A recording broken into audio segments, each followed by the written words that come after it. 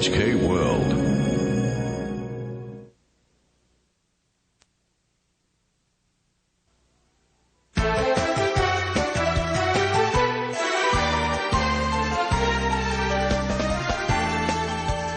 Hello and welcome to News Today 30 Minutes.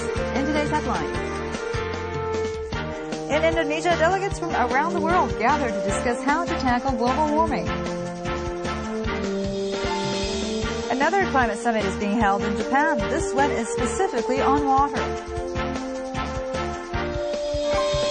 The government meets on reforming the scandal-tainted defense ministry. Delegates from 187 countries and economies are meeting at a UN conference in Bali, Indonesia. They've gathered to seek a new framework to replace the Kyoto Protocol on global warming, which expires in 2012. But China and some other countries trying to lift their people from poverty say that industrialized countries should shoulder more of the burden, while a new framework should not impose any caps on their nations. A clear division between the developing and developed countries is becoming clear at the venue. NHK World's Stania Puspawardhani, now in Bali, has more.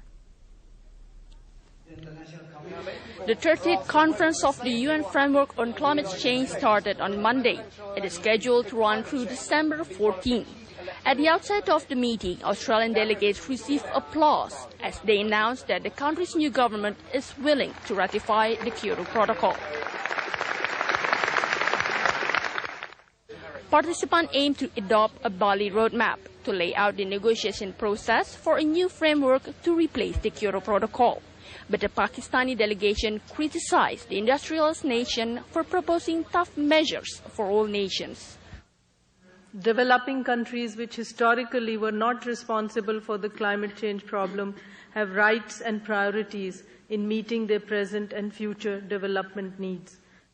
Another emitting giant, the United States, is taking a cautious stance toward mandatory emission cuts.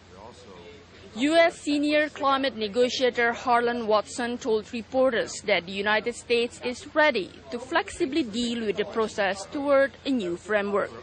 But Dr. Watson added the country does not want to decide what kind of agreement is possible at this stage.